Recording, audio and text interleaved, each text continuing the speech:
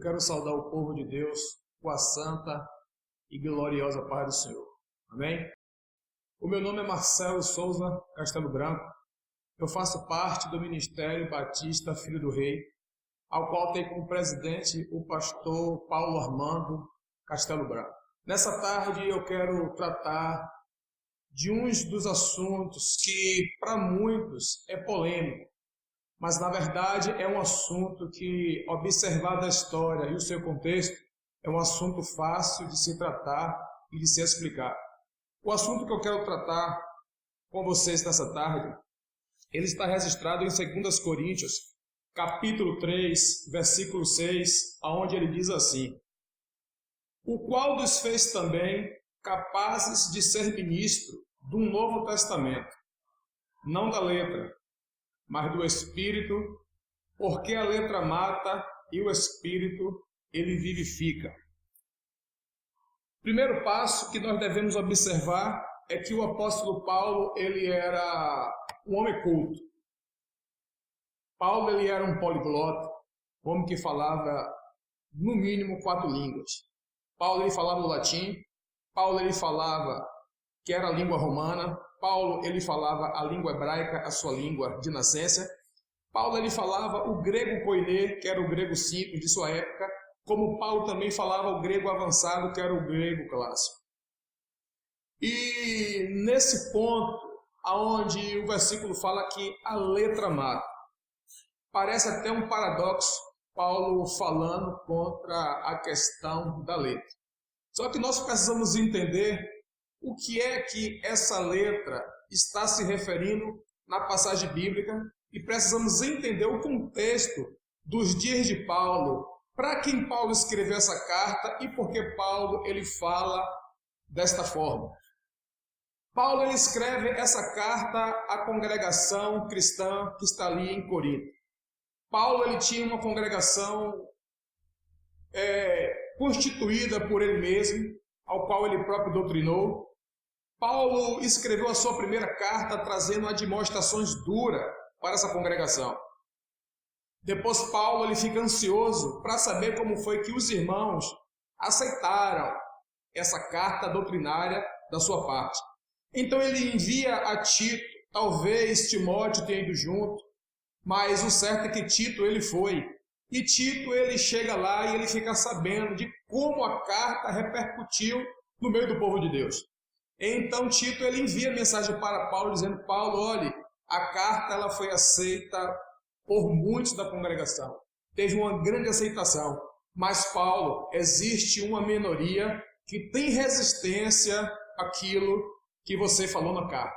E essa resistência era aquela minoria influenciada pelos judaizantes e pelos gnósticos. Quando nós falamos de judaizantes, nós estamos falando daqueles que eram a religião herética de dentro do próprio judaísmo.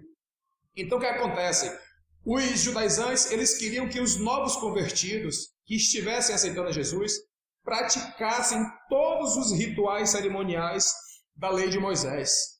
Só que isso não era mais necessário, porque Cristo ele tinha cumprido na cruz todo o ritual necessário para que o ser humano agora ele pudesse viver simplesmente agora em fé e obediência à palavra de Cristo. Então esses judaizantes eles influenciavam uma pequena parte a serem contra a doutrina de Paulo.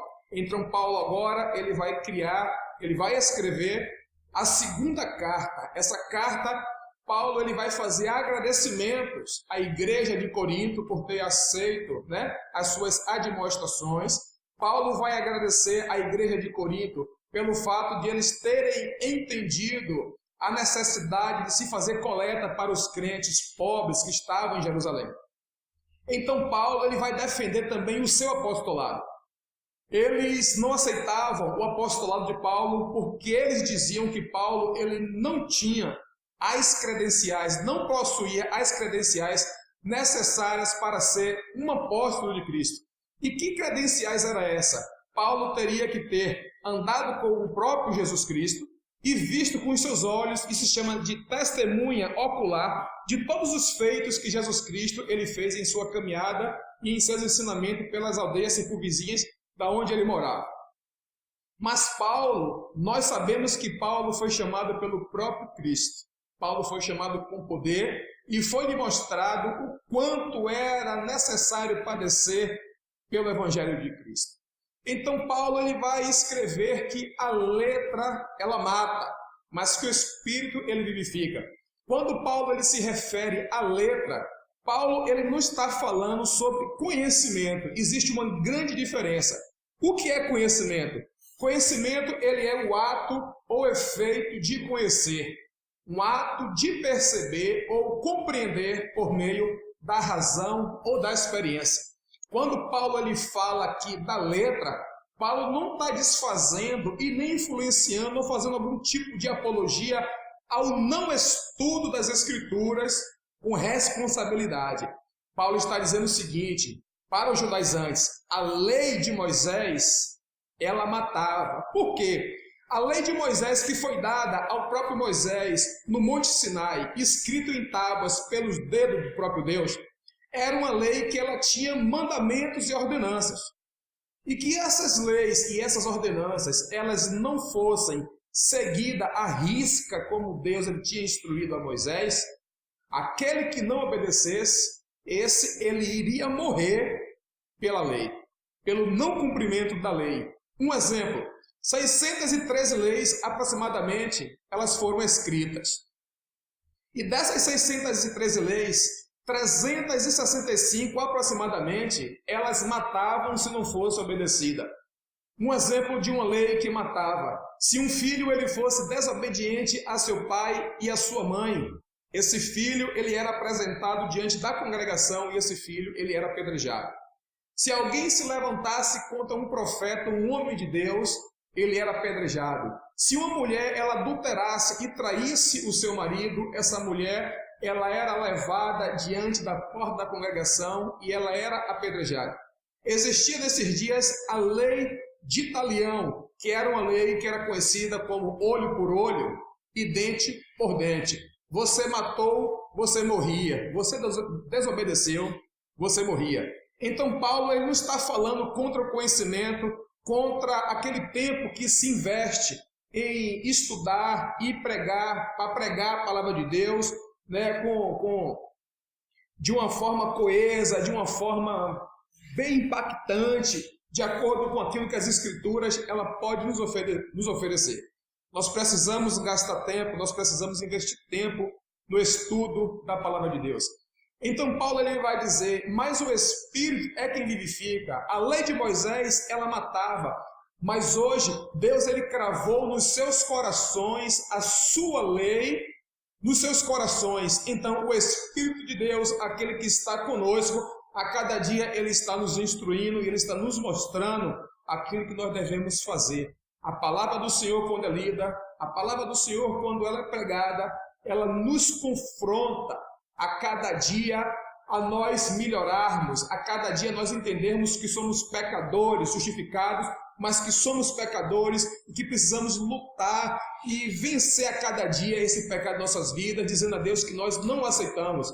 E isso nós só conseguimos porque o Espírito Santo de Deus, ele nos convence, ele nos mostra a necessidade de arrependimento diário.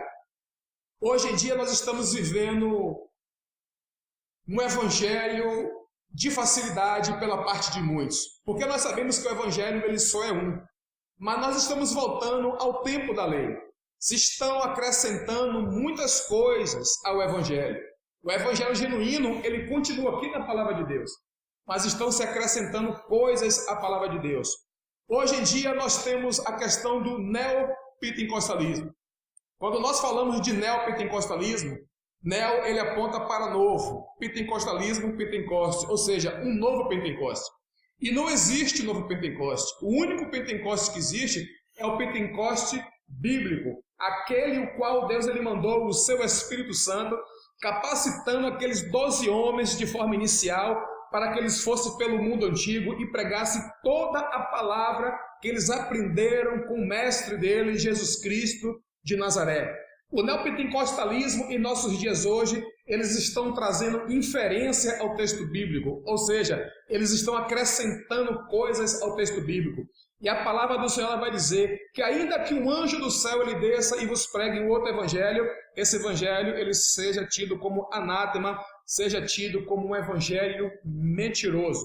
O neopentecostalismo ele tem trazido, na verdade, um sincretismo religioso para o meio do povo cristão.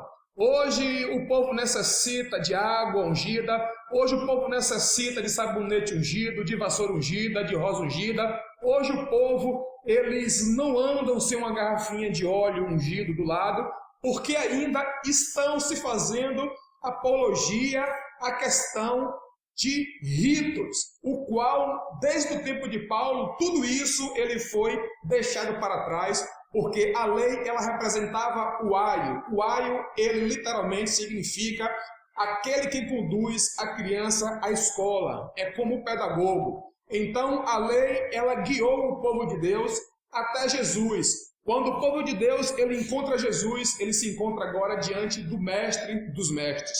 Então ali tudo se cumpre na cruz, e o livro de Hebreus ele vai nos mostrar Jesus Cristo como um sacerdote superior, vai nos mostrar Jesus Cristo como um profeta superior e vai nos mostrar Jesus Cristo como um rei superior. Jesus Cristo como um sacerdote superior e como um sacrifício superior, ele nos substitui na cruz do Calvário, padecendo aquilo que nós deveríamos sofrer, mas ele sofre em nosso lugar, porque não teríamos condições de sofrer e fazer o sacrifício, porque nós éramos pecadores, nós estávamos destituídos da glória de Deus. Porém, a lei ela diz que aquele que é perfeito, aquele que é puro, pagaria pelo injusto. Amém? Então eu quero, com essa pequena reflexão, nesta tarde, esclarecer, poder contribuir para aqueles que têm dúvidas sobre esse assunto. A lei de Moisés, ela matava. Isso significa a letra mata. Mas o conhecimento bíblico, ele é necessário sim em nossas vidas a cada dia. Só assim poderemos pregar a palavra de Deus com certeza daquilo que nós estamos pregando, aprendendo e falando. Amém? Boa tarde a todos.